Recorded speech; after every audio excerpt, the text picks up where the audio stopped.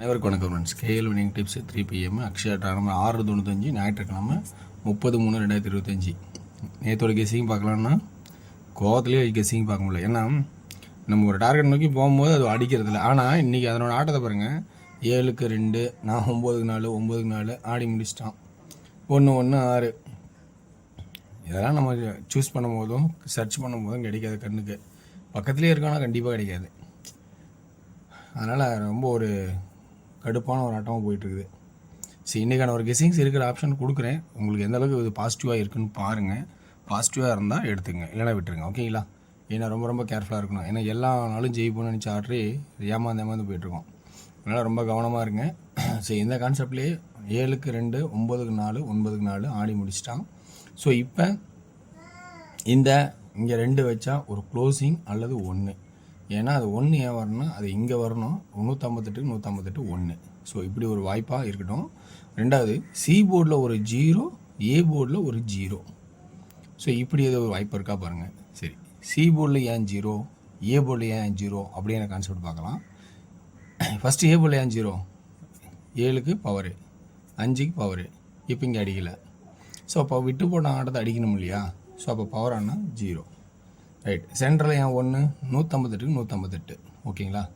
இங்கே ஏன் 0 அப்படின்னா இங்கே ஒரு 0க்கான ஆட்டமும் ஒரு சான்ஸ்னால் 089, 089. புரியுங்களா? இந்த மாதிரி கான்செப்டில் எல் ஷேப்பில் வருது. இது இல்லாமல் வேறு என்ன ஷேப்பில் இருக்குது அப்படிங்கிறத நம்ம பார்க்கணும். ஏன் அப்படின்னா அந்த இது நான் சொல்கிறேன், கவனித்து பாருங்கள்.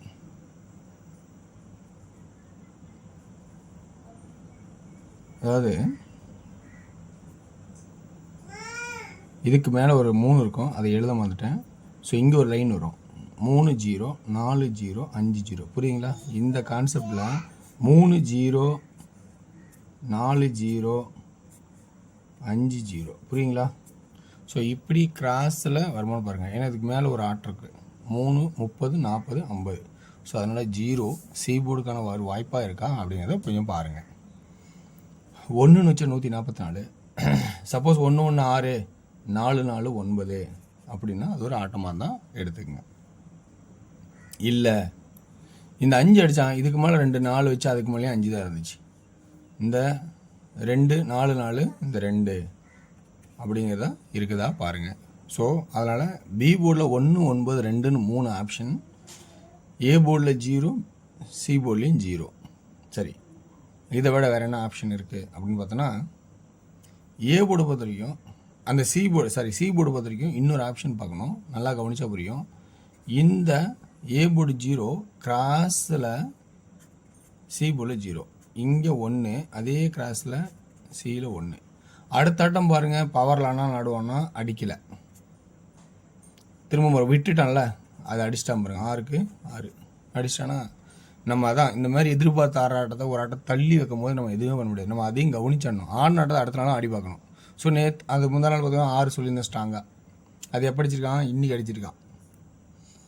ஸோ அதனால் நம்ம ஆட வேண்டிய ஆட்டத்தை கொஞ்சம் எக்ஸ்ட்ரா ஒரு பாயிண்ட் தள்ளியும் பார்க்கணும். ஸோ இங்கே அடிக்கலை, இங்கே திரும்ப அடிச்சிட்டான். இப்போ ஆட்டம் முடிஞ்சிச்சா?